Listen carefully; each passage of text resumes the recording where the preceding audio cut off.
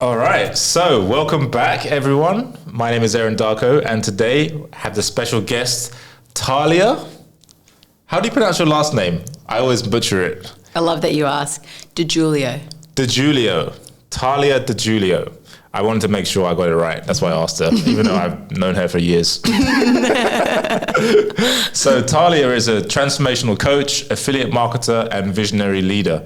And we met about 3 years ago now, at this event here in Bali called Elevate. One of our mutual friends, Emil and Joel Brown, put it on.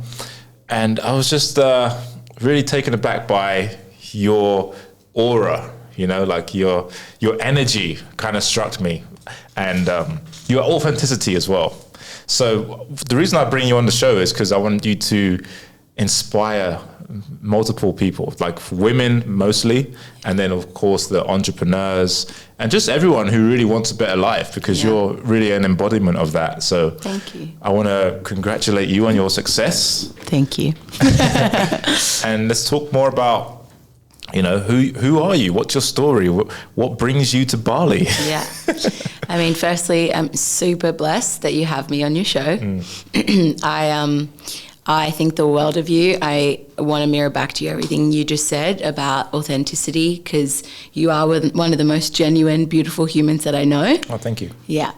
And I feel very grateful that we've continued our friendship. And I think even just starting there, Aaron, is really powerful because, Bali life, like transitioning, navigating who you are, I really understand on such a deeper level how important it is to have good humans in your life. So my story, wowza.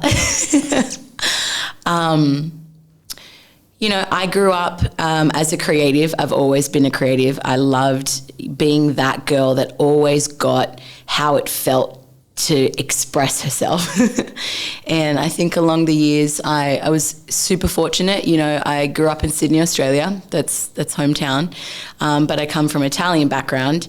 So to me, it was very natural to be in an environment where everyone spoke and expressed and talked about what was on their heart and their minds. And I think somewhere along my teenage years, I got a little lost in that, if I could be really honest.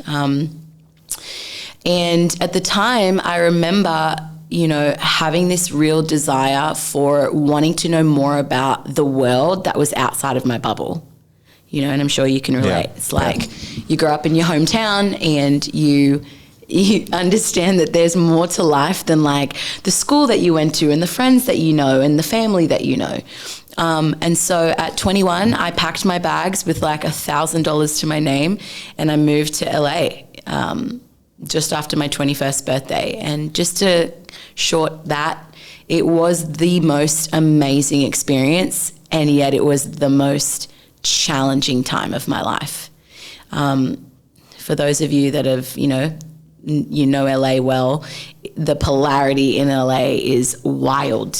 And it was a really beautiful time to get clear on like the things that I thought I wanted to do, and how I wanted to, I guess, be a part of this world where I moved there and I was doing singing. I was, I'm sure we'll round about to that, but I arrived there and all I wanted to do was sing. And for 3 years, Aaron, I spent, working 4 jobs. So my days would look like, I'd work for like a spiritual healer as an assistant from like 8 till 11.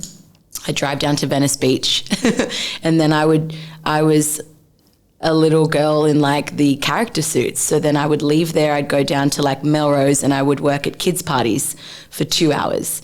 Then I'd go home and I'd rest briefly and then I would work at a bar from like 9 till 3. So my LA time introduced me to this world of like hustle and like do the things that you need to do so that you can get by, even if that means losing sight of what you ultimately want to be doing. And I think especially as a woman, I got burnt out really quickly. And I met my who is now my ex-husband, and my former partner at the time in LA, and my whole world shifted. Like I really understood that like while I was there for my creativity and my singing, LA taught me the density of like, you can do the things that you love and yet it doesn't really fulfill you on the inside. And, you know, LA is a world of creativity. You've got actors, singers, professionals, everyone that's just doing something of value. And I learned very quickly that there's also a lot of people doing it for the wrong reasons. So I returned home to Sydney and life took a very 180. I became a fitness instructor and I got married. And my world kind of became the world that I recognized my parents always wanted for me. And I kind of slipped into that a little. And so I was, you know, super grateful to go home and like, you know, I'm still to this day, I'm incredibly blessed for that journey. And lo and behold, it was a week before Christmas in 2018 and I booked a flight to Bali. I was like, I'm ready to go and be back in Bali. I had been twice during my teens with my dad and I always felt the joy and love for Bali. And I went for a week and I remember being in, you know, where we are right now, being in Canggu, being introduced to this world of like island life. And it was a wild time, Erin. It was 7 days that I spent like identifying and being in total stillness and like really hearing myself for the first time without any noise. Any people, any who wants this for me, you know, family, friends, what do I want for myself? And I then spent, you know, the next 3 months figuring that out. You know, we moved back over to the US for a few months where my former partner at the time, he was a photographer, so he had booked some work. And it was then that I had met Emil and found myself 3 months later back in Bali for Elevate, as you mentioned. And that was such a pivotal point to my personal development, you know, of just like, oh, there is a world, a real conscious world of like actually doing the inner work. And for the first time in my life, babe, I felt like I was at home in the sense of like, this feels good. This work feels really good. So, you know, I had come back here and I knew then that I had to make some really big changes in my life. One of those was starting with my relationship. And I ended up moving officially to Bali June 2019. And these last 2.5 years now have been wild. To fast track, I split with my ex-husband and I really started to get a sense of the humility of what it feels like to be okay with being on your own for a minute. Cut now to where I am today and have met beautiful humans like yourself along the way that I truly believe has shaped my world. I stepped into the online space during that time, a world that was like not foreign to me, Erin, but I had always used my Instagram platform as a way to speak my thoughts and like share what was on my mind. And slowly but surely that kind of became a forum. And we all know, you know, social media now is kind of blown up, right? Every cat and dog in some way is doing it. But back then, even a short 2 years ago, it was still a really foreign territory, right? There wasn't many online coaches. There weren't many entrepreneurs really using what I now call like this now new society of like sharing your message and building an income in that way. And I was very fortunate to have met a girlfriend here at the time who just started her online business in affiliate marketing. And I really got that if I'm going to do it this time round, I wanted to do it in a way that felt incredibly integral, but ease-filled. And I wanted to make money and I wanted to do the move. I wanted to move to Bali. So I started my online business. I love what I do. I'm aligned with such a beautiful, beautiful conscious offer that's like water, right? Which is just amazing. And then slowly but surely I started leading and teaching in that space. And 6 months in, I openly say, I know we can have conversations about money and all that. I made 6 figures in this business. And for the first time in my life, Erin, I was like, I could be really good at business. And I know this relates to you because our relationship, I've always felt connected with you in the sense of our creativity. I had an identity that, because I'm just a creative, I'm not worthy of money, or I'm not worthy of being a businesswoman.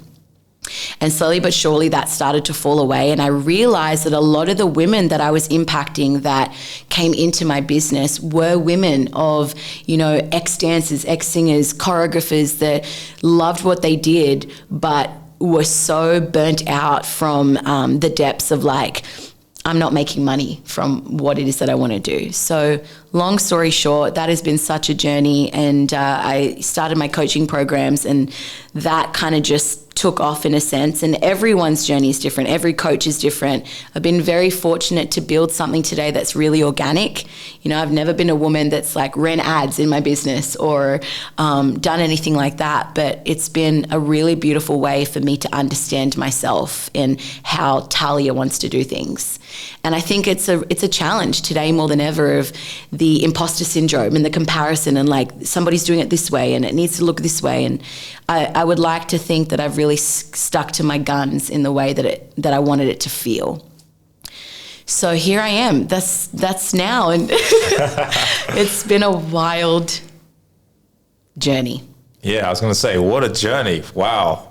So you've basically lived what people they work for their whole life to achieve. You've accomplished it in the last few years. Yeah. You've had a massive transformation in just a few short years. Yeah. It's crazy because I find the upper limit in me, meaning the self-sabotage of me, is this too good to be true? The idea of you can really quantum leap and transform. I truly believe, Erin, that we can collapse timelines. So all the things that we're taught, you go to school and, you come out and then go on your journey. It's it needs to take a few years to get the job that you're seeking and then fall into that line and then, go from there. And for me, it really was fast. My transformation was fast. And yet I recognized that it was in the living. It was in the living, the struggles, the hustle, the understanding myself in LA in those years prior, Erin, that caught up. It was the tools and the skills I learnt come with, I truly believe this, you have to embody it.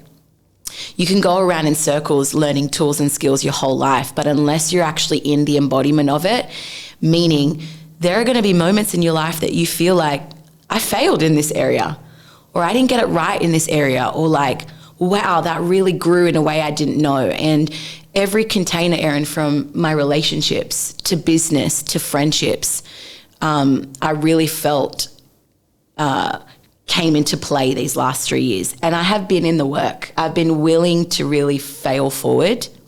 And I think that there's something in that, of being okay to fail forward, because ultimately it's where you find what works for you.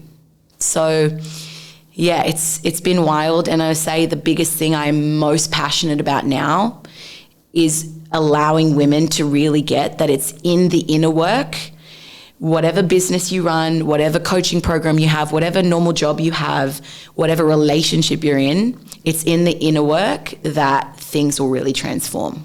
What do you mean by inner work for those watching? Yeah. Those that are not Bali savvy, this is the land of the coaches. We talk in jargon, but for people that are just living in the Western world, what does that mean? Totally. When you say inner work. Yeah, I'd like to describe the inner work as the small things that you do for yourself every single day, meaning really practicing the idea of journaling and meditating and getting amongst those that have gone before you in the things that you want and committing to that.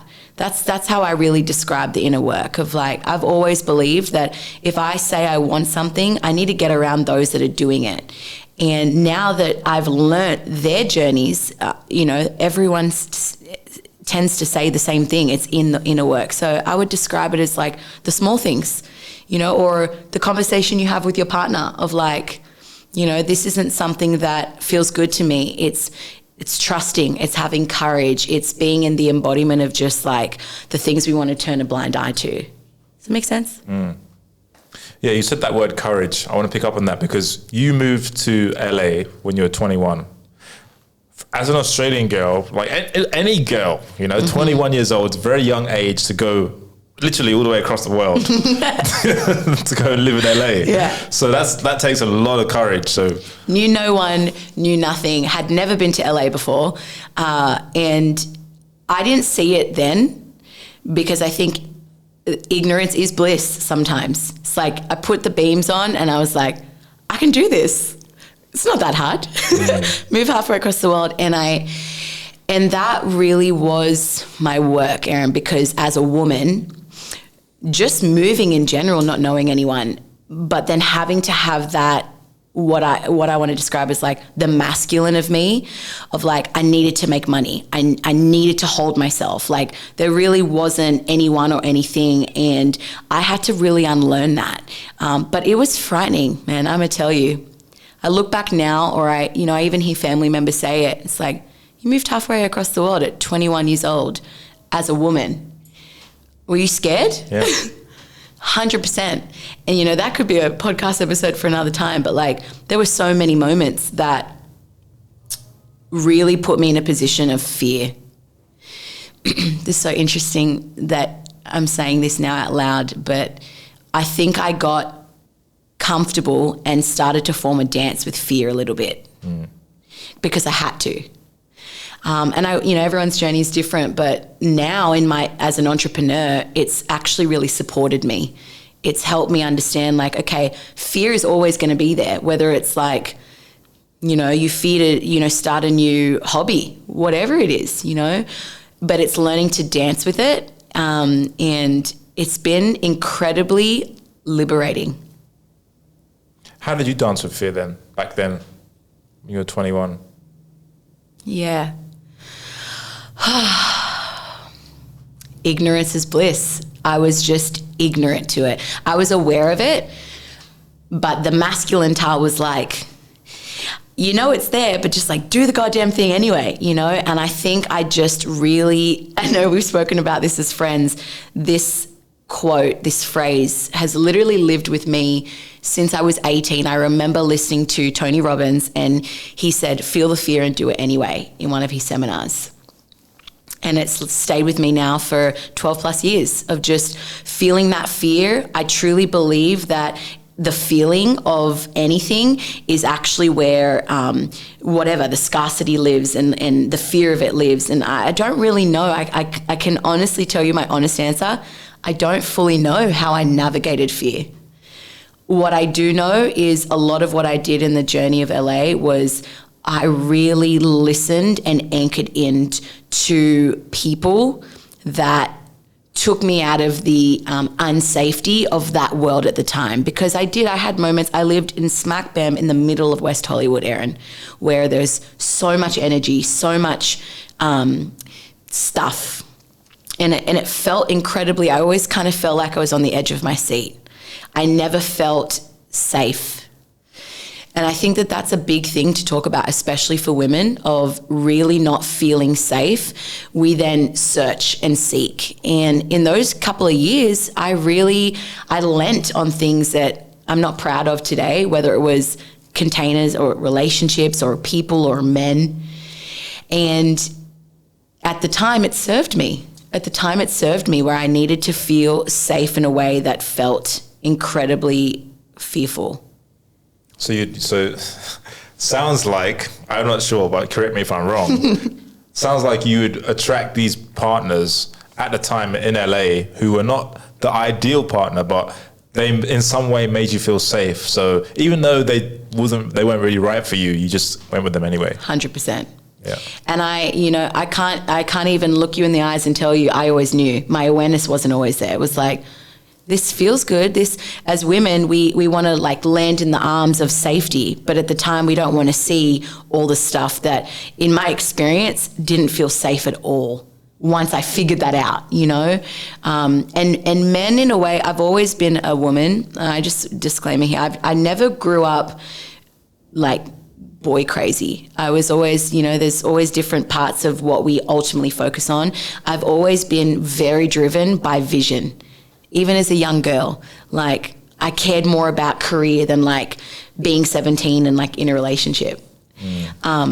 And I loved that about me. I loved that. And yet I had to learn where I had to not be so focused on like the vision, the future, the what is it that I want, and just learn. You know, I truly believe up until this day, and you know the beautiful space I'm in now and the relationship I'm in now with my beloved now, but it's like, oh, I now understand that I had to be in those relationships to learn. I think the biggest teachers, any book, any podcast, any whatever we listen to, our biggest teacher is relationships. And I learn a lot from that. Yeah. So you were in LA and then you met your ex-partner. Yeah. Who you later married. Yeah. Tell us about that. Like, what? Yeah.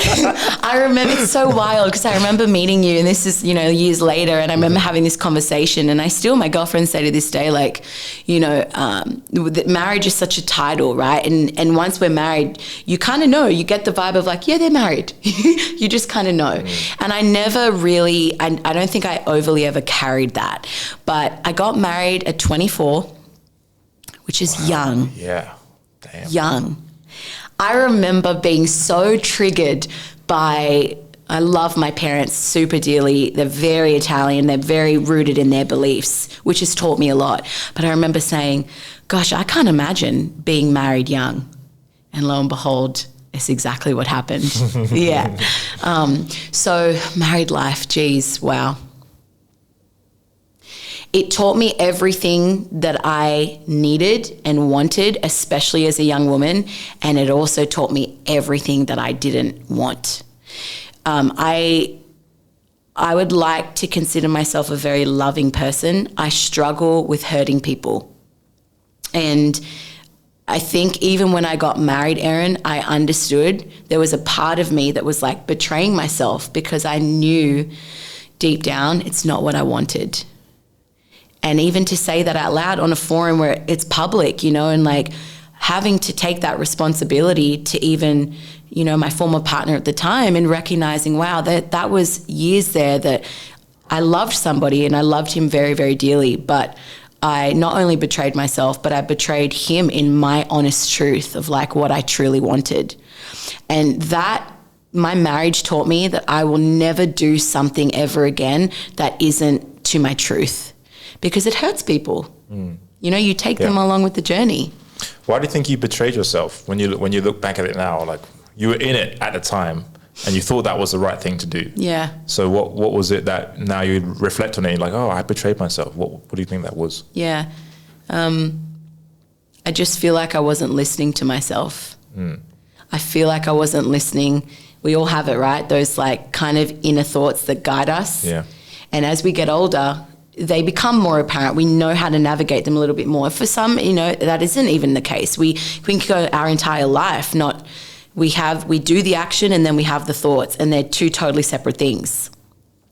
And I feel like I had done enough work to recognize now, like, wow, I wasn't listening. And ultimately, Erin, full hand on heart, it's really what led us to, you know, going our separate ways, because I didn't know how to be the truth of who I was as a woman inside of that marriage. Does that make sense? I wasn't being my true Tal self because I ultimately, it's not what I wanted. So how can you navigate a relationship, marriage or not? You know, you've been in partnerships before. How can you navigate a relationship if you're not being truthful to yourself first? Yeah, then you feel like you lose yourself in the relationship. It's kind of like Beyonce said, if I lose myself, I lose it. That's a good song. Right? It's like you can literally lose yourself in a relationship. And that's a massive fear of mine as well. It's like, I don't want to lose who I am with someone. And that's how I asked you that question, because oftentimes it's outside influences or the fear, right? The fear of loss. Yeah. So what was it for you? Was it the fact that you wanted, you know, to be married and like have your friends show up and all that stuff? Or was it more like, I don't want to lose this guy, I want to lock him down? Yeah. What was it for you? Yeah. I think now upon reflection, I can notice that I definitely had a marriage where I was, you know, with a partner that really, really wanted to keep me, you know, to him. you know, I don't talk about this often, but we were 12 years apart. So he had 12 years on me. He was much older than me. And he had his own wisdom that he carried. You know, I always say age is just a number, but the more you live, the more you learn.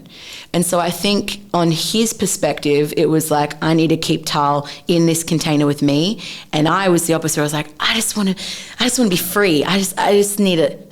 I felt suffocated. And so I think ultimately the loss for me was completely losing myself. But I want to speak on the opposite end of that, Erin. There's also a deep sense of, I don't want to lose myself in a relationship, so let me keep myself safe and never be in a relationship. Yep. 100%. And so this is why I think this is a big piece for all of us. Like, you have to do the damn thing. I don't feel like I'm 30 now, and I don't feel like I would ever change any part of my journey. I'm really at peace with it. I have my whole life ahead of me.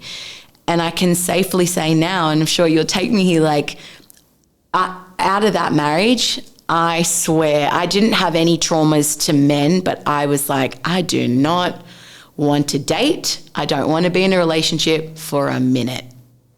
I really wanted to come back to myself, and I was myself in it, but I obviously lost myself along the way, and yet understood, like, we really do need to be on our own for a minute to be okay to be in a relationship. And so I find it interesting because I really don't think I would be, it's not about the outward success. I don't think I would be happy with who I am today if I wasn't in that container.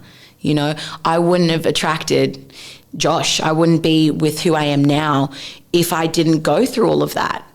And what's so wild is about 10 months on from my divorce, I lived here with my partner at the time, as I spoke about earlier.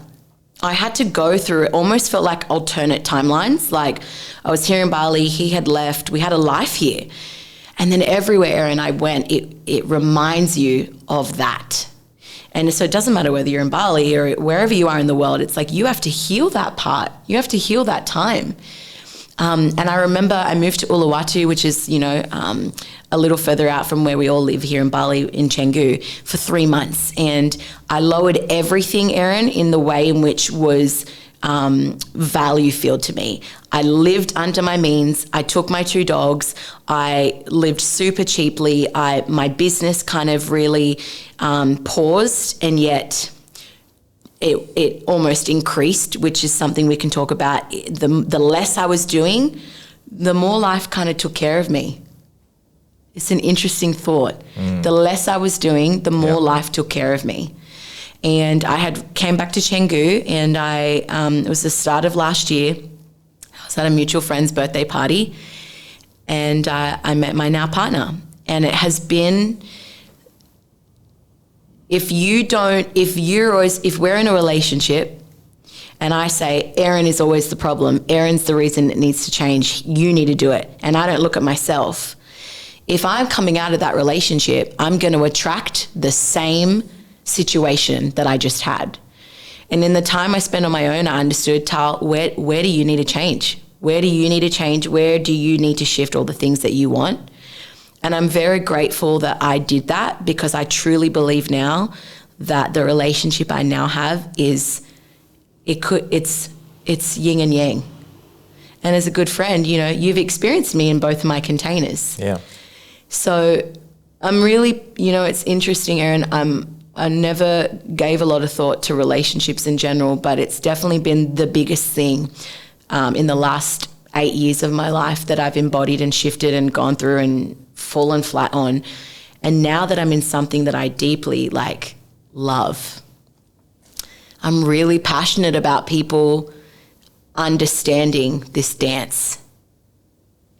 This is exactly why I wanted to bring you on, because I knew that you'd bring the value for people. Because I'm thinking right now, there's women watching or listening to this, and they're seeing themselves in you, like they're on a similar path. You know, they keep attracting the same type of person with a different face and a different name. Yep. and it's a real thing, you know, because we then project to you guys. We say, we want better, we need better, like this is what I came from. And then we're in a new container and the same vicious things are playing out.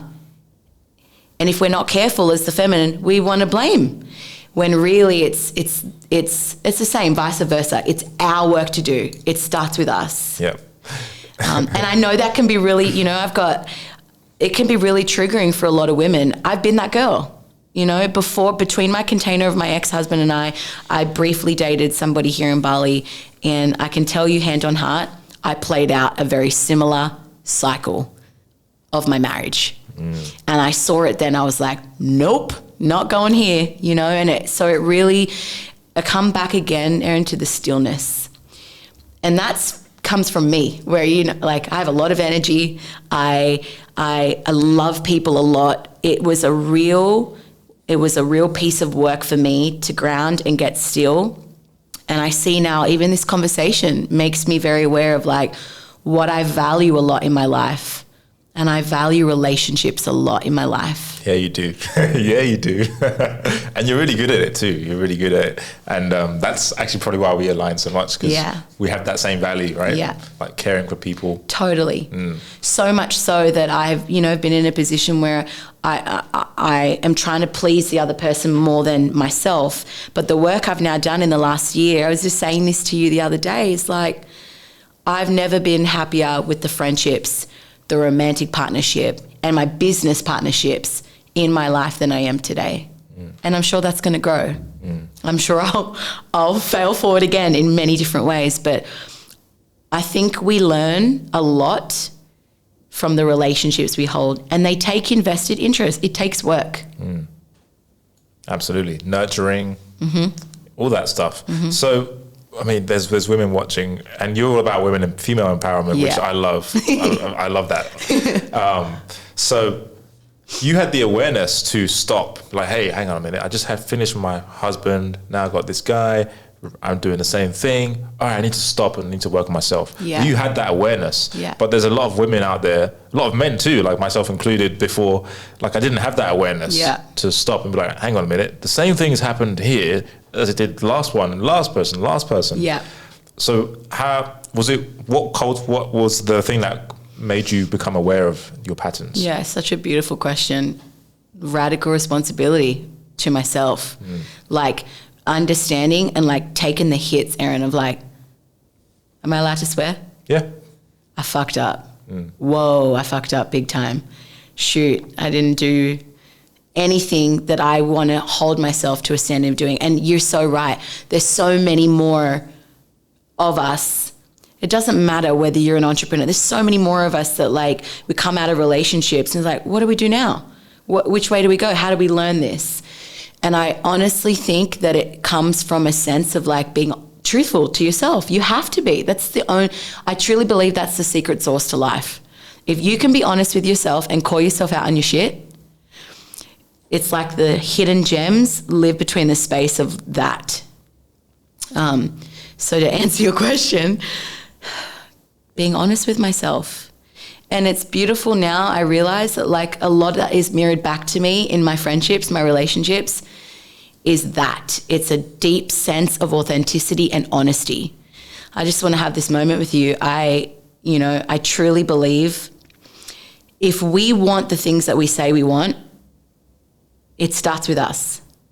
So for my women, it's if you're looking for your beloved, if you're looking for a beautiful masculine male to do life with, you have to take a look at who are you being to hold that man. Amen. It's, and it's as a female having this conversation with you right now, it can also be triggering for women to hear, because I remember hearing this and being I was so triggered. He or she doesn't vouch for women at all. What's happening? And it's not vouching for women, because let me tell you, it's the same for men. If you want a female that embodies everything that you're looking for, you best believe you better ask yourself if you're being that. And I saw that as room to go, wow, this is an opportunity for me to become the version of me that I want to become. Yeah, absolutely. So true. And What about the trust, though? The trust aspect. Like, if you don't trust yourself, what is causing that? I think it can come a lot from past wounds, like past hurts and traumas, you know. I think everything that still lives there is because it's been there before. So a lot for me personally, I can't speak for everyone, but the distrust of myself came from where I felt there wasn't a sense of trust in the past from somebody else. Could have been from my dad, could have been from my best friend, could have been from a business partner. And on the reverse of that, not trusting myself. And I think a lot of this trust piece that we all struggle with as humans today is that we're not leaning into where we can trust ourselves a little bit more. And that's what I was saying to you, Aaron, about listening to what's up here and just getting still to try to hear it. You know, if somebody says to me today, Tal, like, I believe that, like, every woman kind of needs to have a male that's, like, stern and da-da-da-da-da, whatever. I'm going to say, well, I don't believe that to be true for me. I don't believe that to be true for me. And it's like vocalizing that so that you can hear it and be like, I don't believe that to be true for me. But in the past, I did. So it's a trust piece. Again, everything's a dance, which is so, you know, the irony, because dancing is just so, so beautiful, but it's a real dance of actually the mind. I don't know how we work ultimately on trust other than just recognizing that it's something that we need to do every single day. It's a skill. It's an actual skill. Being in tune with yourself. Yeah. And understanding yourself. Yeah. What makes you tick. Yeah. And surrendering to, like, there's no finish line.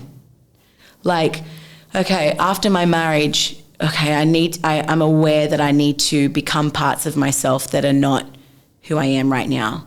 But if I think that I get there and then there's the finish line, I'm going to tell myself, now I'm done. I get to stop.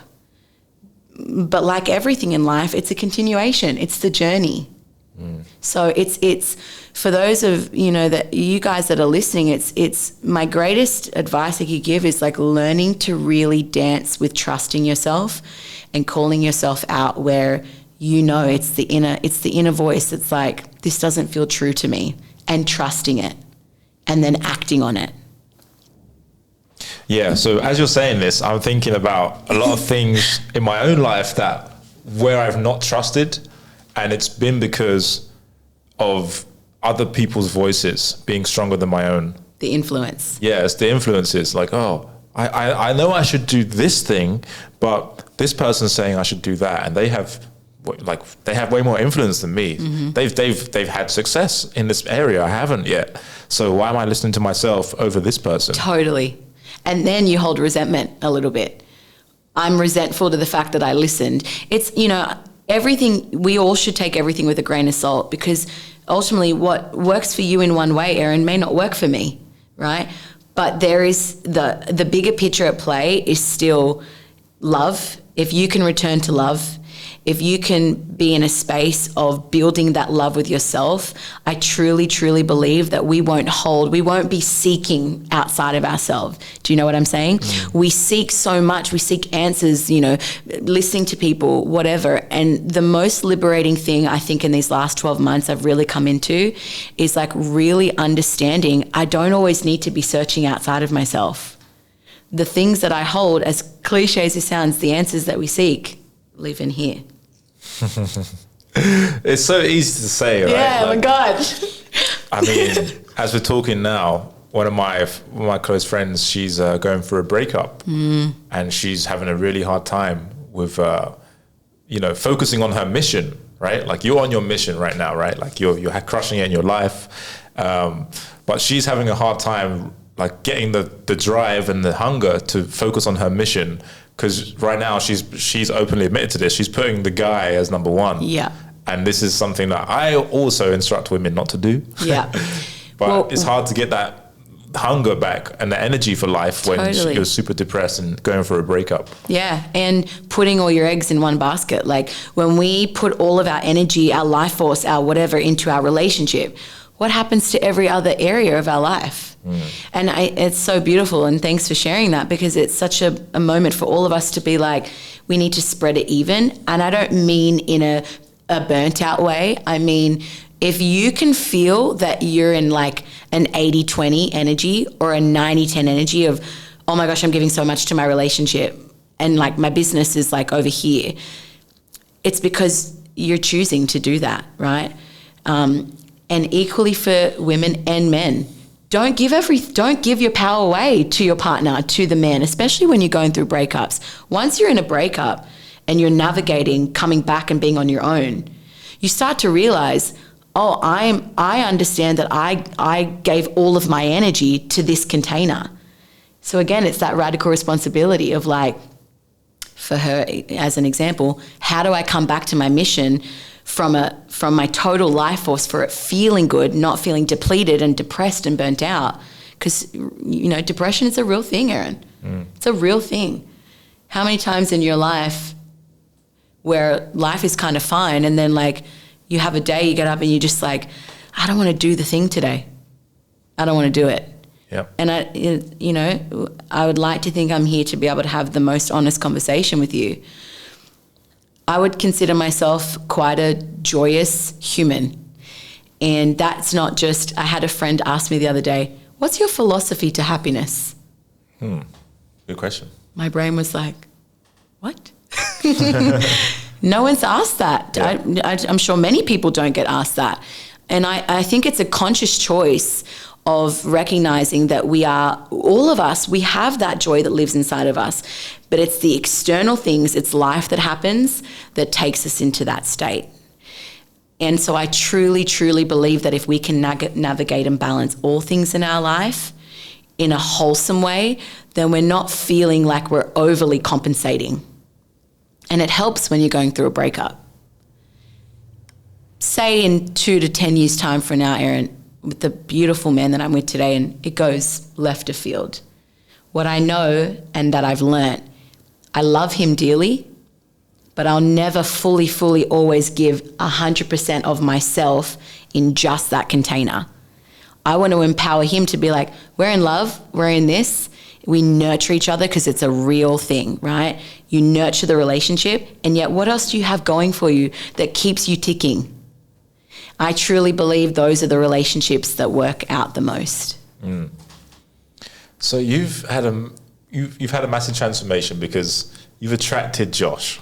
And let's talk about Josh real quick. What a guy. What a guy. What a guy. Josh, by the way, is her current partner. And I see a lot of myself in him, actually. Totally. That's why I'm like, yeah, this is a good guy. Feed that love to yourself.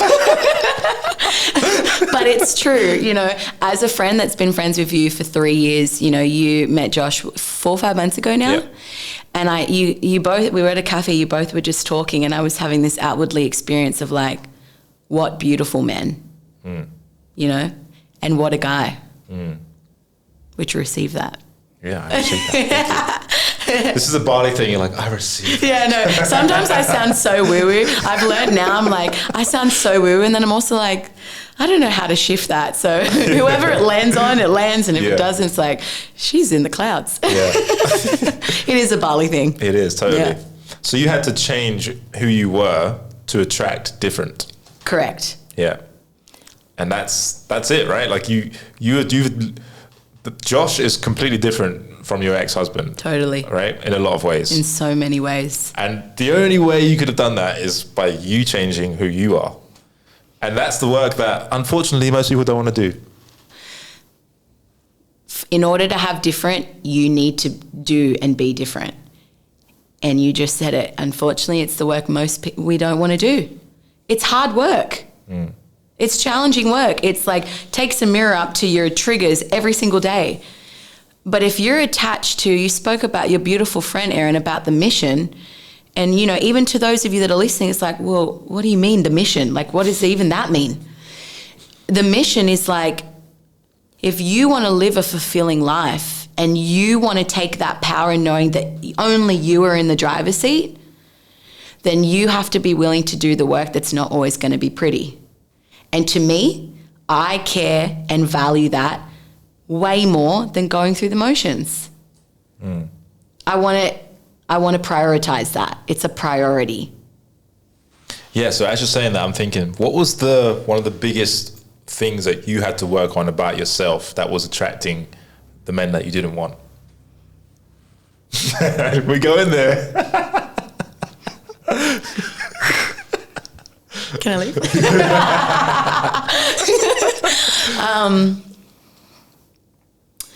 I wasn't being honest with my word. Yeah. And I don't mean with my words. I wasn't being honest with my words, my actions. It was a projection. I was saying, oh, I want this in a man. Somebody that's trusting, somebody that like is nurturing, somebody that is kind, and realized, Tal, you're not embodying those qualities at all. And I think even on an intimate level, if I could go there too, it was also that, like, not taking myself seriously enough in the sense, and I know this is going to resonate with so many women, I wasn't appreciating my worth enough. So I had a story and identity, Erin, where it was like, Tal, the goofball, like, it's fine, you know, everything's frolicky, and like if you're in a container with a man, like they won't take you very seriously. So then if you're treated a certain way, you deserve it. What a bloody story. What is that? Yeah. So acknowledging that, like, there was trauma there. There was a lot of trauma there of like, why don't I think I'm worthy? Or why don't I think I'm somebody that I've just come from this container, I've been married. Obviously this man thought highly of me to hold me in that way. What is it that I was doing that was like, I didn't feel worthy of that? And it was self-sabotage. It was self-sabotage at literally its finest, in every level, in an intimate level, in a communication level, on every single level. And now I've never wanted anything more than to build something, to build a life with somebody. Maybe not all people value that. I value that. I value building a life with somebody. And I had to recognize, if I'm going to be appreciated, I would say, as like the flower that I am, or that we all are, then I need to be able to treat myself more kindly. I need to give myself grace. I need to like nurture my heart more and my spirit more. Did that answer that? Yeah. So it's like you just basically increased your self-worth. Totally. And self-esteem. Yeah. And that doesn't, Erin, look like get in a million courses or whatever. It looks like when I wake up in the morning and I look in the mirror, I can say, you're so loved, Tal. You're beautiful. You have everything that you need. Go about your day. And that's a practice.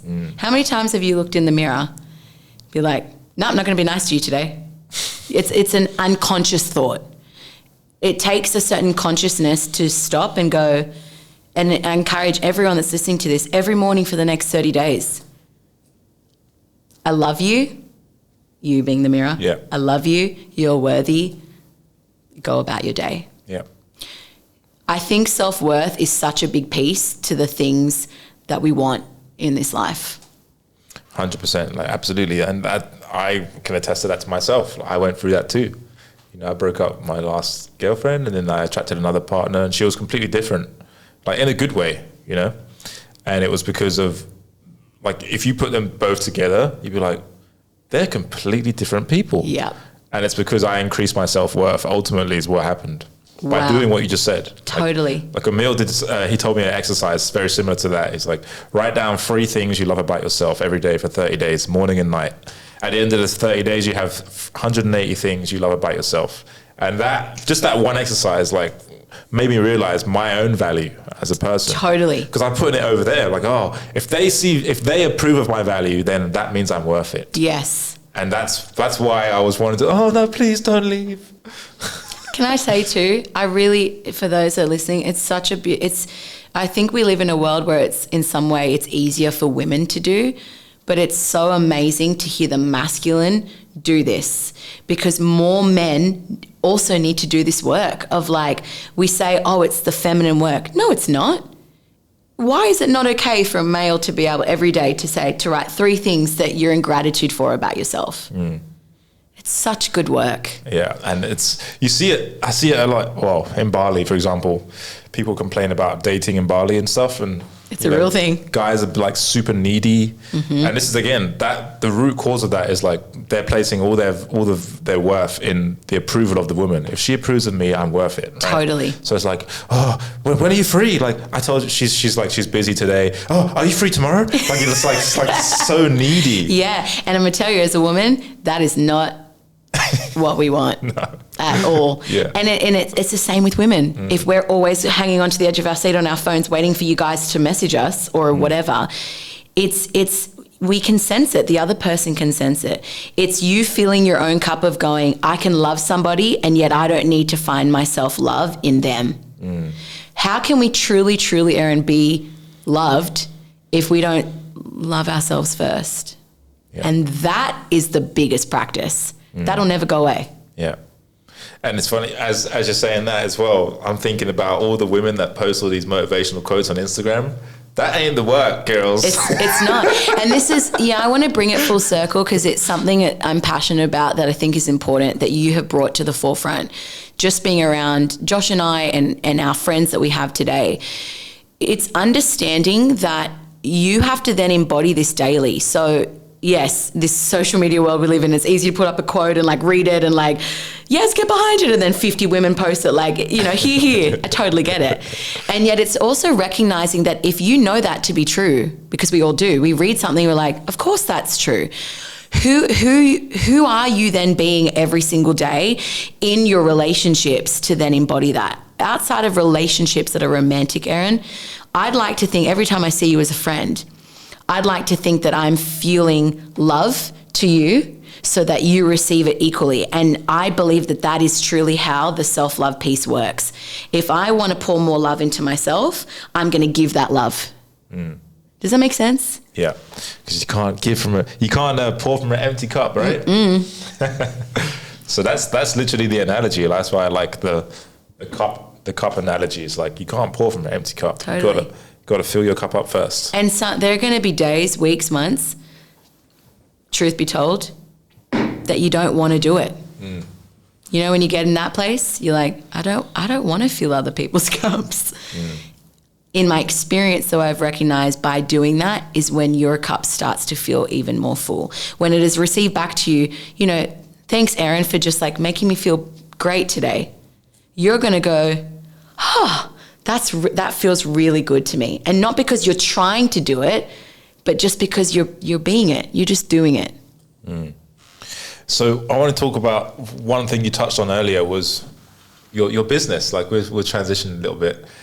So you said when you were doing less, you were actually having more success in your business. That's a very interesting concept because, I mean, myself included, we're like always hustling, we're working so hard. So what is that? Yeah. What happened there? Yeah.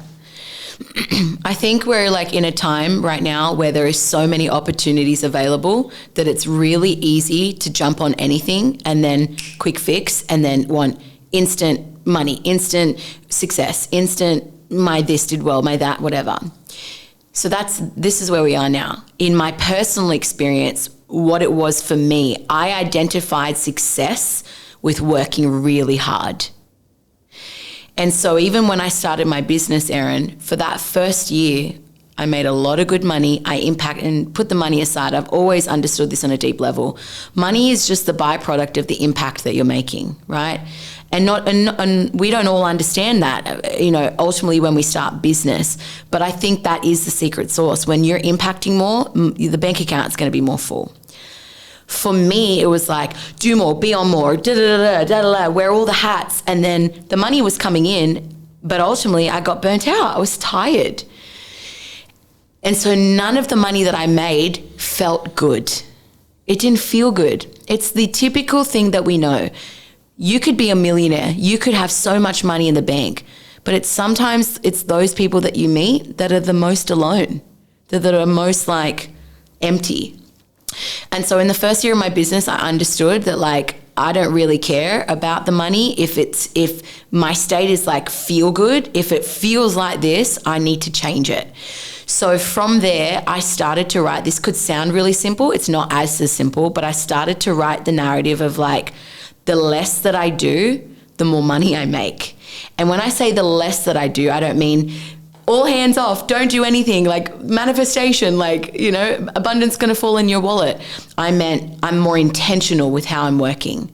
Meaning, if I work 3 hours a day, which I'm full disclaimer, I work 3 hours a day. I now work 3 hours a day. That's the dream. Yeah. And the dream I always wanted. Do less, but be more intentional with your time, and your bank account will fill up, because it's a real thing. How many times, Erin, have you felt stressed and anxious and out of your body because you're thinking about your bank account? Oh, so much. So many times. And your bank account results to your future. So it does the future story. Yep. What does my future look like? Oh my God, that means I got to do more because then I need this because I want it for that. And your body goes into shutdown. Yep. So a tool that I can share that we could put into practice was, I sat with my week. What does my day look like? From 7 till 9, I'm in full devotion to myself. And you know this, you've been to our house. Like 7 to 9 a.m. 7 to 9 a.m., excuse me. Yeah, 7 to 9 a.m., full devotion. I get up. Without a doubt, I never miss my journaling. I never miss my sound bowls. I never miss my harpe, which is just like a medicine which grounds me. And I never miss reading. Even if it's a chapter. I'm not online. I'm not on social media. I'm not in business chats. Done. From 9 till 10:30, I'm at the gym. At 10:30, we're well into the day. It's like mid-morning, right? But I tell myself, regardless of, I have a business that's global, so I have so many different time zones in my business. But if I then, my day, then I come back, I shower, I feel my body.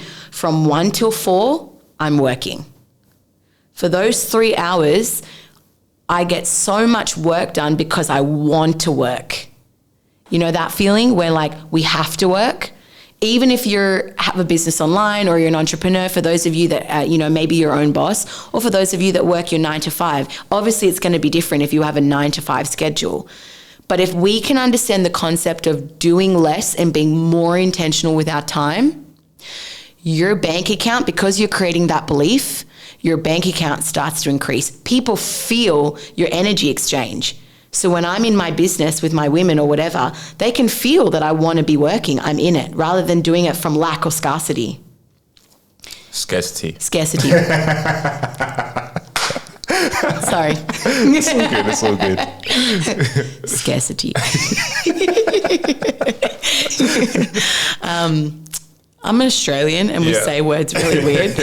You know this by now for my Aussies. So to answer your question, the last 9 to 10 months, I don't teeter from that. I have just come back from traveling as well, and that was a challenging time because the polarity was like in total enjoyment. It was total travel, bliss, do the things we do for work so we can then enjoy our lives, right?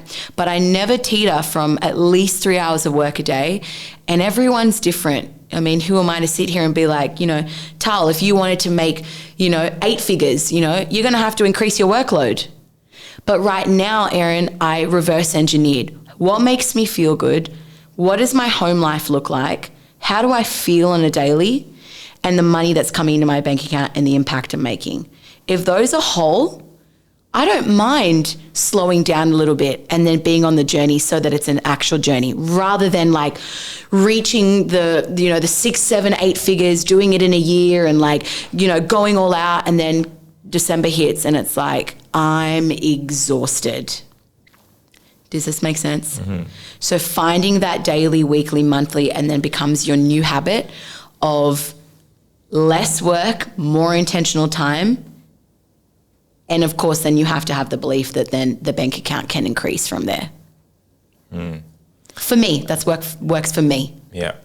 So you have a very structured schedule which focuses on yourself first. Correct. And then that gives you the juice. Because if you did it the other way around, let's say you woke up, rolled out of bed on your computer, how would that work? Terrible. And I've been that girl. I've been that girl longer than I've been in this new practice. And I always felt here, there, and everywhere. I always felt like I was doing so much.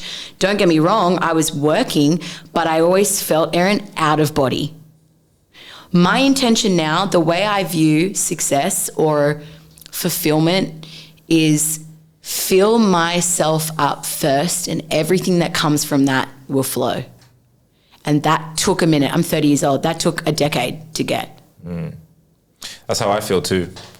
And it's interesting you say that, because I've been recently listening to Will Smith's book, and I know you have too. You've just finished it. Just finished it. Yeah. Nice one. Yeah. What amazing book. Holy wow. But in the book, he talks about everything is about feelings. Like literally, when people say, I don't care about feelings, that's how they feel about feelings. Correct. Correct. So literally everything in our life is about how we feel. That's how we experience life, is how we feel. And so for example, people get burnt out in business because they're optimizing for the wrong thing, right? And I've experienced that too. Like recently, actually, like 2 months ago, I was like, oh, fuck. You know, before I like picked up the podcast again, I was just like, oh, you know, like what? Just burn out because I'm doing things for the wrong thing, I'm not trusting myself, all these things we spoke about today. Yeah. And so, yeah, it's like, how do I want to feel on a daily basis? Yeah. How do I want to feel in my business? Yeah.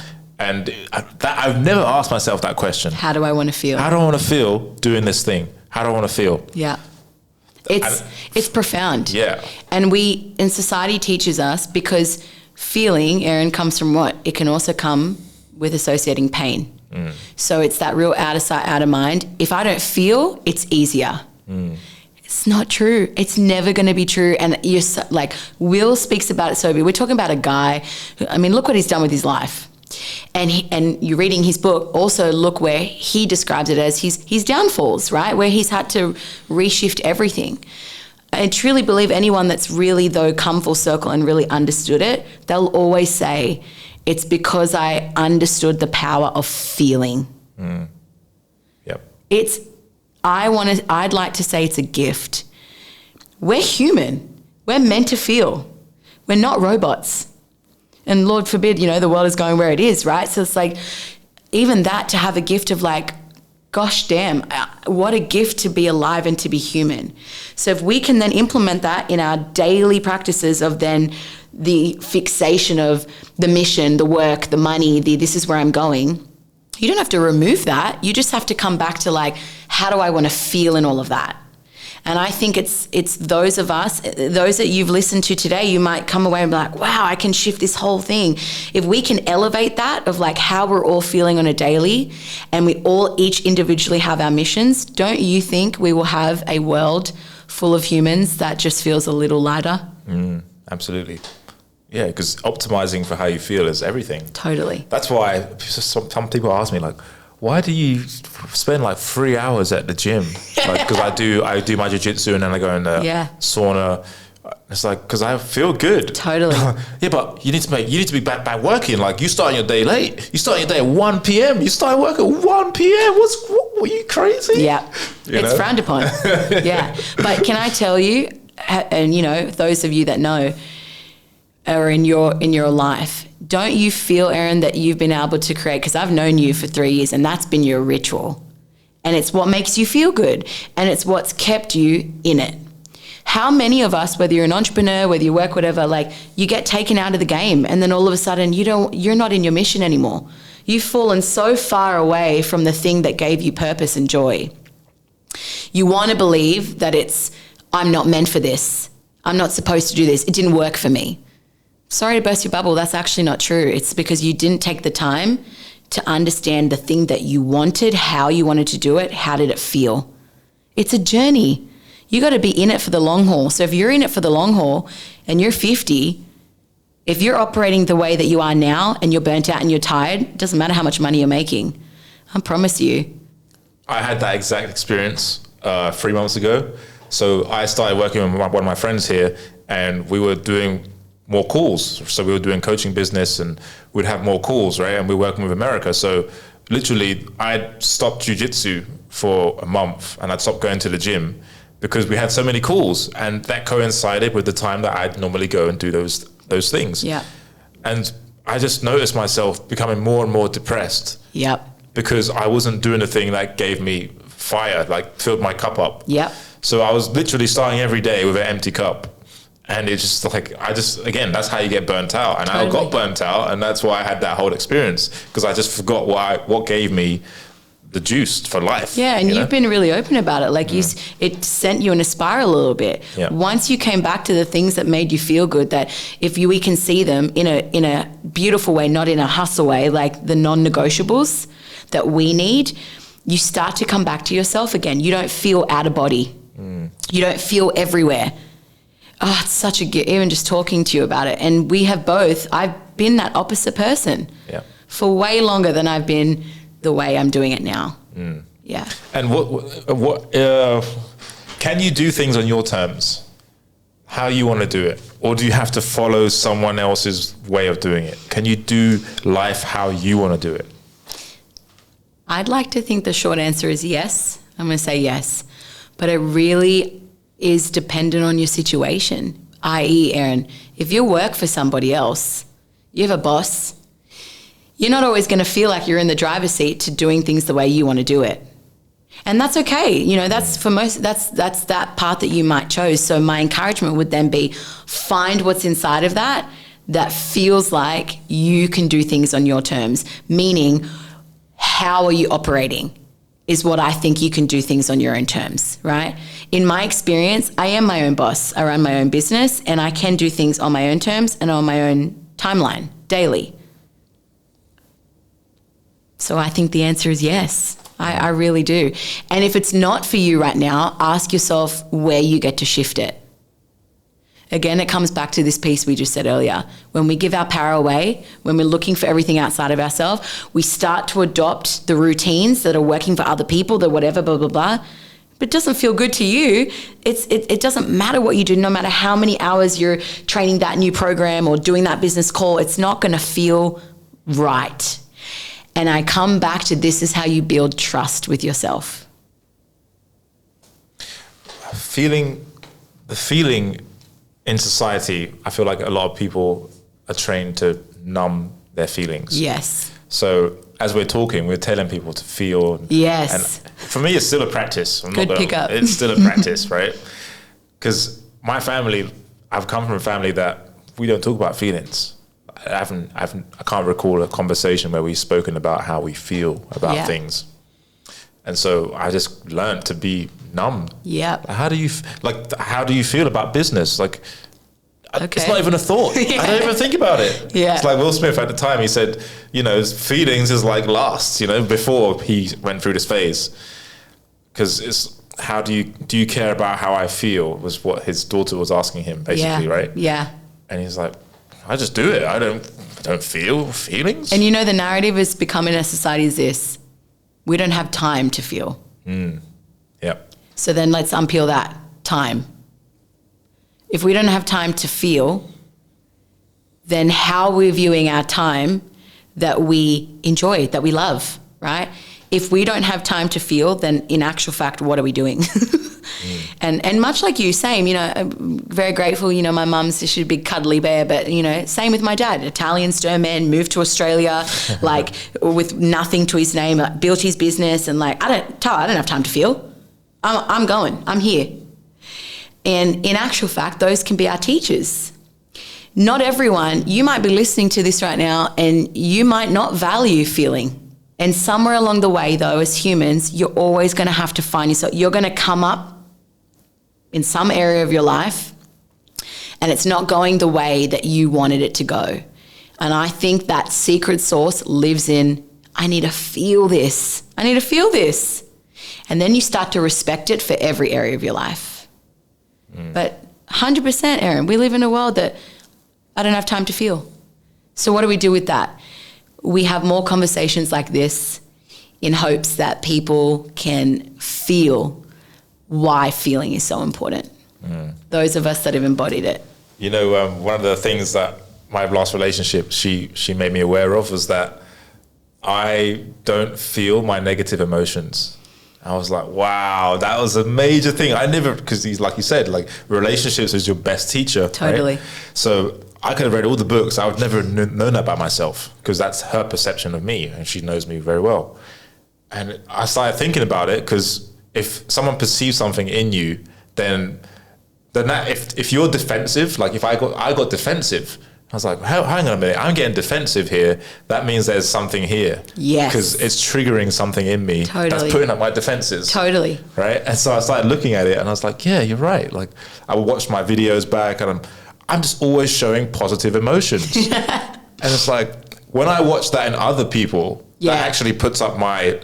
your guard. My, the trust radar. It's like, hang on a minute, I don't really trust this person. Totally. They're always fucking happy. There's no way this person can always be fucking happy. Yeah, I've been that girl. Yeah, I've been that girl. Like, what is she on? Yeah, and it's the willingness to feel the negative shit. You know, in the spiritual world, which is not even a world, it's one world, but it's the shadow work. It's feeling the dark. Yeah. Equally as the light, being the dark equally as being the light. It is triggering, isn't it? It's like I'm not angry. Yeah. I'm not. Why is he so aggressive? I'm not aggressive. I'm super calm. And you know, it's when we say relationship is your biggest teacher, whatever you see is because it's a mirror and a reflection of you. Which is really hard to hear. Yes. How many times have you been in a situation where you see in your partner, you're like, what in the actual F? To accept and go, wow, that's a reflection of me. It's hard. It's so easy to just blame. Totally. It's like, you're being this. You made me feel you. Until and this is why I say I think there is real power in relationships, friendships that don't work out. There's real power in them not working out, because you're forced to be back on your own. And then you're forced to not blame anyone. So when you're not blaming anyone and you have to look within, that's where the work starts. It's good work. Yeah, it is. It's fun. Well, it's not fun, but it's not fun. It can be fun. Yeah. It's fun when you have the realization that will help you get past whatever you were struggling with before. Yeah. You know, like the self-worth stuff. Yeah. Yeah. So you've been doing plant medicine. And I'd like to talk about that. It's the first time I openly spoke about plant medicine. Yeah. I think it's great. What's been your experience? Yeah. Thank you so much, by the way. Just like such an open conversation. We've spoken about so many different things. And I think they're all really relevant. We want to separate them at the best of times, and they're not. They're all one, you know? So my journey with plant medicine, I want to preface by saying this first and foremost. It is a world, and it is medicine that I even judged before I went this way, because I would hear, much like a forum like this, I would hear different things, and I critiqued it. The old Tal of me is like, plant medicine, like, you know, just do the goddamn thing. Like, how does medicine like activate you in a different way? And if I could be really truthful with you around my own journey, it called me, Erin. And I know that might sound a little woo-woo to some, but I, as I mentioned before, Josh and I decided to travel at the end of last year. So we did Europe, Mexico, and the US. And that's a conversation in itself around COVID and this pandemic right now, and traveling again. Traveling is one of my highest values. I love seeing the world and experiencing the world. And then at the time we chose to leave, it felt a little restrictive. It felt like there was rules on us that we couldn't. You know, we navigated our ways and we journeyed. And I was in Portugal at the time. And I went through what I would like to call it's like everything in my life, and every one of you have experienced this. It's like all the feelings, all the hard feelings I experienced in one night. For whatever reason, I don't know, like a lot of women say that it's a full moon or whatever, like for whatever reason, it was one night, Erin, and I just felt the weight of everything I had gone through collapse on me. And, you know, Josh will tell you, it was like 2 days where I actually couldn't get out of bed. Whoa. Yeah, it was real heavy. And I remember going for a walk by the peninsula and asking myself, It's not that I never want to be here again, because this is what it means to be human, but I've done things in the past that have helped this, and it's found my way back, and then I've been okay again. And I remember having a conversation with myself going, I don't want to do what I've done in the past. I want to do something different. And I don't know how to describe this, but for whatever reason, I saw myself sitting in ceremony. I was on the grass, totally in white, and I just saw myself sitting there. And I knew, okay, I have to be open to sitting with plant medicine, because I wasn't open. I'd like to think I'm quite an open-minded spiritual being. I'm not 0 to 100, but I never saw myself in the world where, let's be honest, Erin, plant medicine is not only not overly spoken about right now, it slowly but surely is, but it doesn't call everyone, and it's not readily available to everyone for good reason. So I know I took a long journey there, but 3 days later, I had booked our flights and we were in Mexico. And, oh gosh, my journey with the medicine. I did it. I sat with plant medicine, and specifically for you guys to know was ayahuasca, wachuma, 2 frog medicines that are called bufo and kambo. And I sat with all of them within the space of 8 weeks. So the last 2 months of our trip, every second week I was doing a medicine. Kambo, just to edify to you guys what that is, it's from the toad, and it's a physical purge. It's not a psychedelic, and it's not one that is that. It's an actual purge. It's burnt on your skin, and it's 30 minutes of what I would like to say years of therapy and medications and whatever could really do in one setting. It really gets everything out of your system from the inside out, and it's not fun at all. Talk about pain and talk about going through whatever. That's the most physical pain I have ever felt in my life. And You've seen the photos. I looked like a frog. I turned into a frog. Josh and I both quite literally turned into a frog, and it's because all the blood, everything that's moving inside of you, everything that needs to come up, comes up and it releases. That in itself is really the least one I want to talk about. It really was ayahuasca and bufo that was game changer for me. A lot of these medicines have been practiced, Erin, for years in much of South America, many areas of Mexico, even in Australia in the indigenous communities. And it's what our ancestors have been doing long before we knew about medications in a bottle. So the way I describe it is it's a holistic way to root back into nature and to find the things of nature that can heal us. It isn't just a physical healing, it's a mental healing. And I like to describe my particular journey, because everyone's journey is different, is when I say I returned home to myself, I really went through a death, like a real death of myself. Ayahuasca particularly, it's a medicine you take throughout the evening into the early mornings.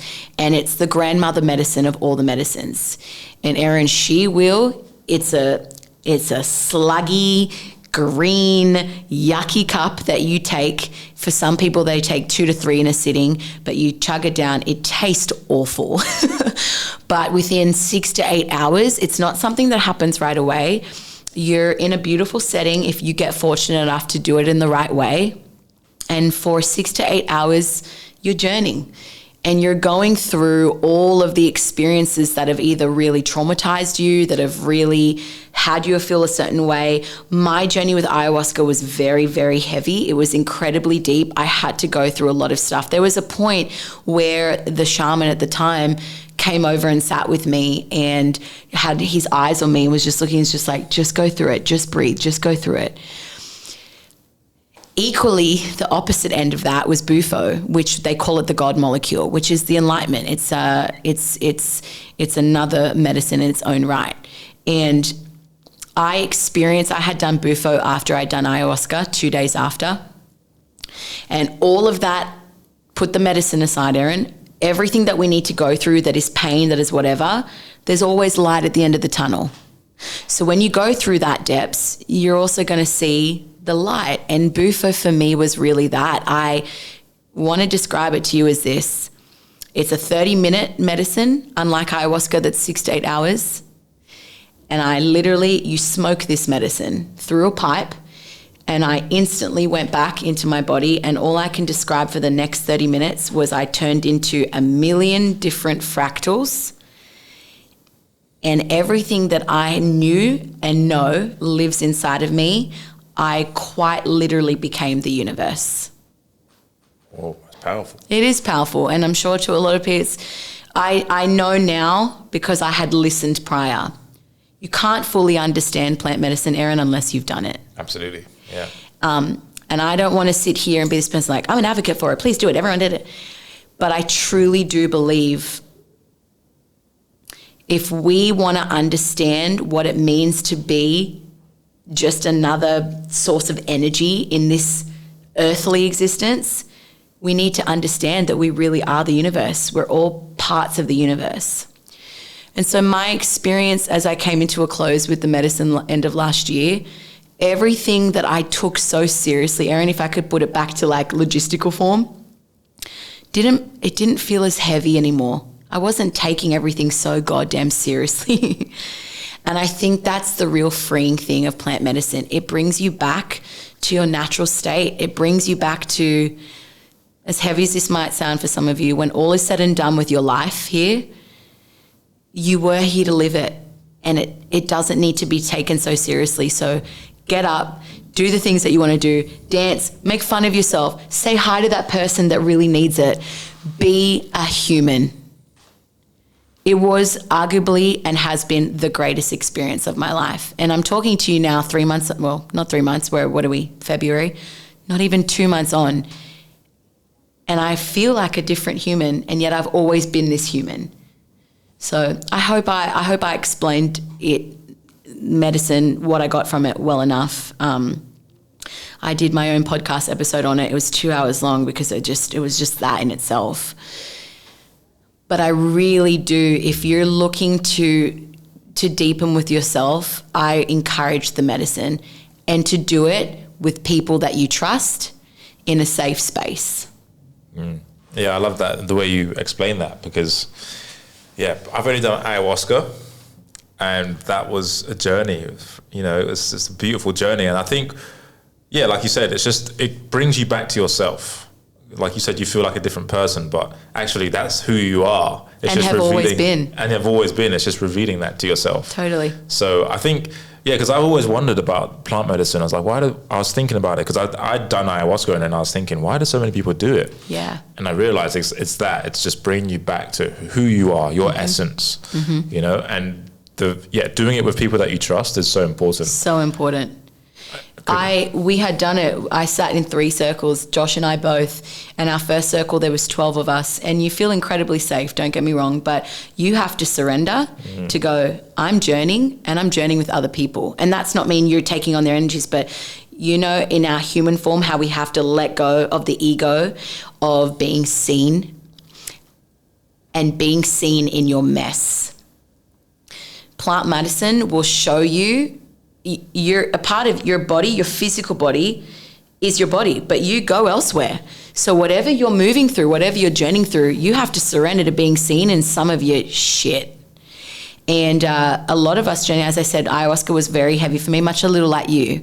Bufo, the total opposite, but we had 2 guys that sat with us in ceremony, Aaron, that journeyed, and I mean journeyed hard. It was some real intense stuff. And you need to also be okay in recognizing their journey.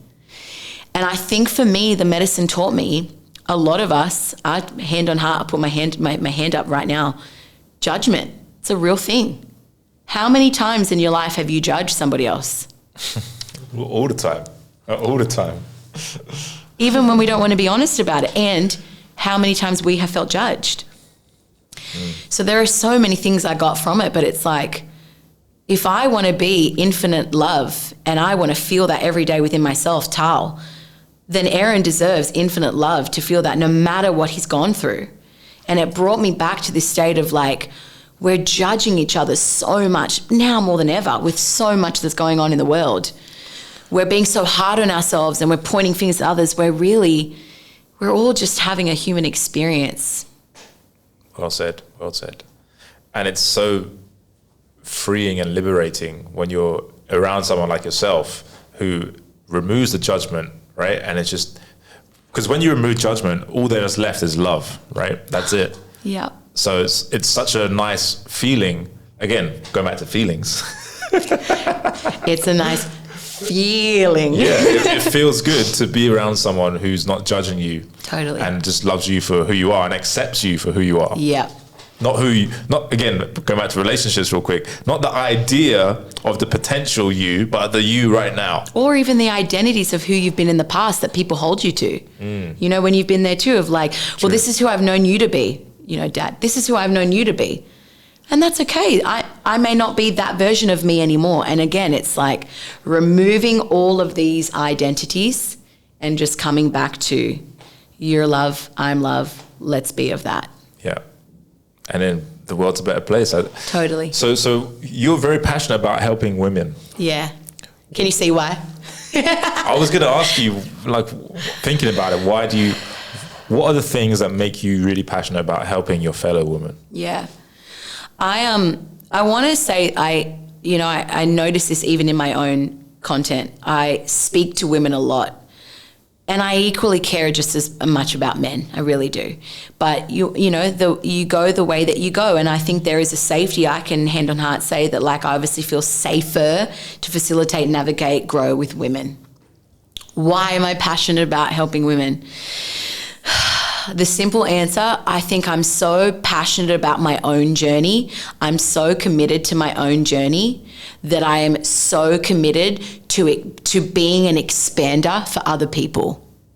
I'm so passionate and committed to being a part of somebody else's nourishment to let them go on their way. I can't really tell you there was a moment where I was like, this is what I want to do. It kind of just happened. And I think it comes from who you be, you know, as our beautiful friend Ruby says, you remember, who you be in this moment. But I'm passionate about it mostly more than anything, Aaron, because I also equally know what it feels like, yes, women, but what it feels like as humans to just go down a dark spiral and sometimes not acknowledge that it's been by choice. Like we choose it, right? We don't know how to get out of it.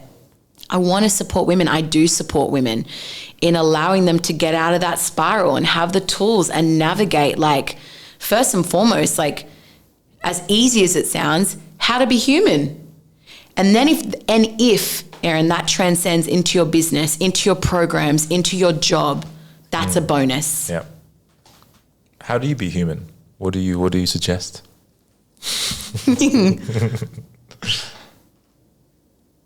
You know, when I smile, it's so funny. When we just pause in a smile, don't you just feel better? I feel like I smile too much.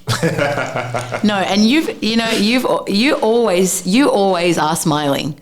Wow, now that you've said that, I'm like, you smile all the time. Yeah, everyone says that about me. I don't like that, but I actually hold on. But this is interesting because now that you've said it, I've never not once looked at you and said, he smiles too much. That's interesting. So why do you hate it so much? Because I judge myself. That's why. Yeah. I'm judging myself as like, I'm just presenting this positive person all the time when I'm not always positive. Yeah. That's a judgment. Yeah. I know I'm not always this way, so people perceive me this way all the time. It's not true. Yeah. But your essence is that you're a joyous guy. The word positive has some really interesting pulls to it. But you are a joyous guy. Well, how do we be human? Smile, laugh more, make somebody else laugh more. Say hello to somebody, compliment somebody. It's the things that we've gone so far off track from being human that we need to come back to. And I tell you, if you're around me, and we're around each other enough to know, Josh will tell you at least every day, I'll say hello to somebody. I'll see a local here in Bali and just gift them some money if I feel I can. Listen to somebody, sit with somebody and just listen to what, that to me is being human. And if we can find that inside of our work, our mission, our job, right? Because I can easily sit here right now to you and say, how do we be human that's relatable to business? I don't care. I don't care if it's relatable to business. I care about how we can be human that's going to elevate other humans, you know, and it's going to make us better people, better business owners, better employees, better whatever, better parents, better partners because of it. I think it's in the laughter. I think it's in the smile. I think it's also in the pain of being human. And not being afraid of feeling those negative emotions. You know, like if you're depressed, like just feel it. Like I had a panic attack a couple of years ago now. Wow. Yeah, a couple of years ago. And it was all because of business, you know, future projecting. I should be here. I'm not there. Yeah. Everyone else is having success more than me, all this stuff, right? All these thoughts. Yeah. And it gave me a panic attack. I didn't even realize that was happening until my friend was like, yeah, actually, it's not food poisoning. You got a panic attack. Yeah, it boiled. And then I was just like, you know, I just got to sit with these, feel these negative emotions. Just feel it. Like, yeah, what if I am a failure? You know? Oh, wow. What happens if nothing works out? Nothing that I do works out. Yeah, just sit with that. Yeah. Doesn't mean it's going to happen. Just accept that could happen. Yeah. You know? And wow. then it went away. That's really powerful. Yeah. Yeah. Just accepting the negative. Like I've always, no, that's not going to happen. I don't want to feel this. Like, that's not going to happen, you know? And it's even just hearing you say that right now, it is incredibly triggering and incredibly liberating of like, who are we if we're not successful? Who are we if we're not achieving? We're human. Which I think comes from what have we judged in the past? If somebody's more successful than somebody else, can we love them as equally as a successful person? And in my experience, that's where my anxiousness came from. Well, if I'm not successful, if that in my business or whatever, who am I? Then I'm a nobody. That is bullshit. Yeah. That is absolute bullshit. But everyone believes that. Everyone. And it's that's the problem with society. That's part of the reason why so many people are depressed. It's because they literally believe, like, if I'm not making a certain amount of money, if I'm not doing these things like all these people, then I'm not worth it. Totally. And then the funny thing is like actually not funny, but when you and yet we laugh. when you go to these events, like you experience it.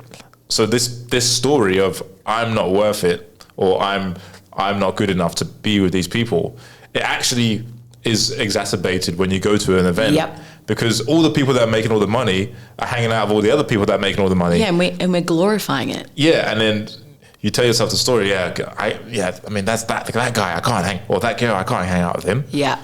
You know, I'm not good enough. I'm not good enough.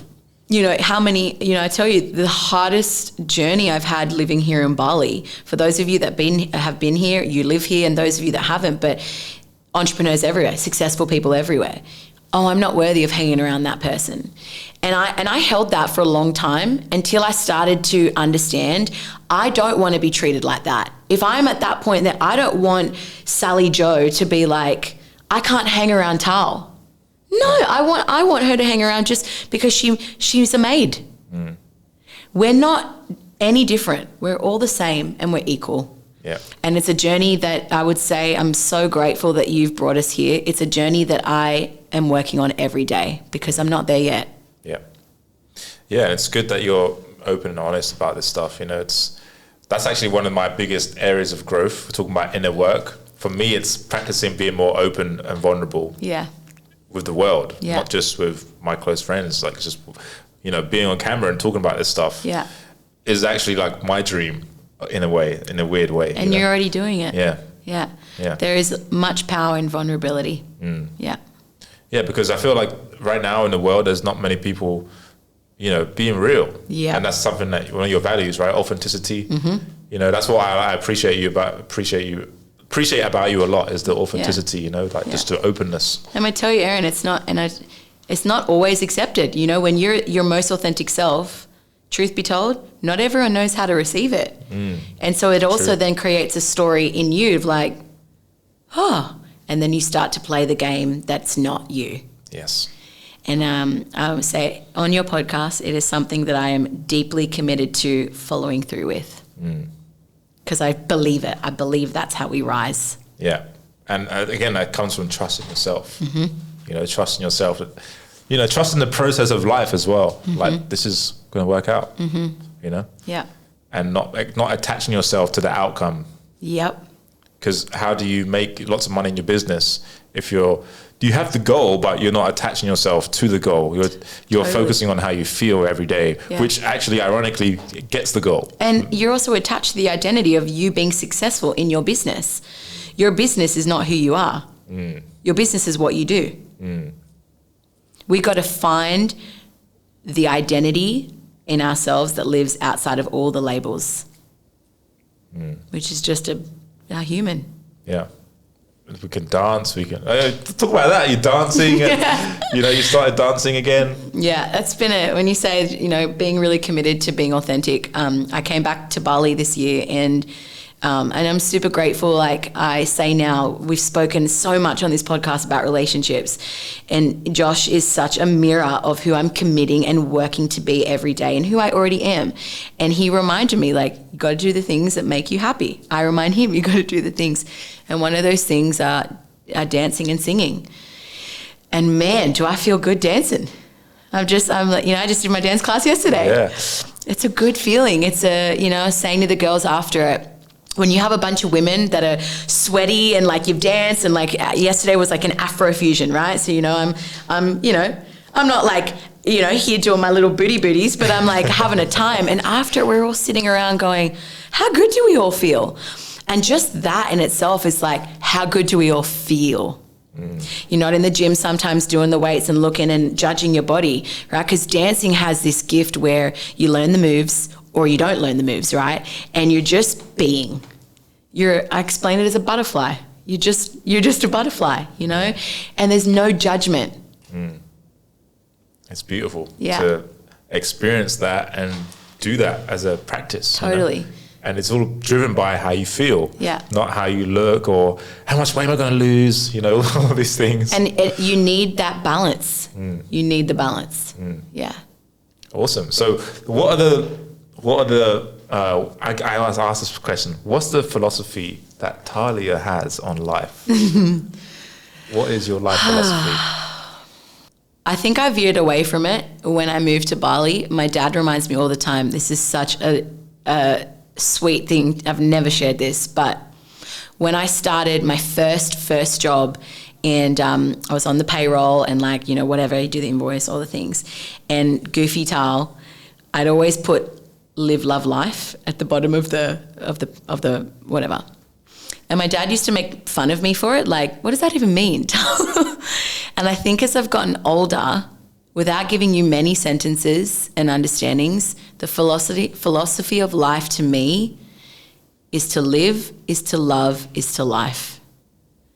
To live, and everything that means, is to love, and everything that is, and then do your life. It's it. I, every day consciously, Erin, am aware of being a good human. I care about being a good human. And that doesn't mean, as you beautifully said, why you're triggered. When you smile, it's like people don't always want to perceive. I don't want people to perceive me this way.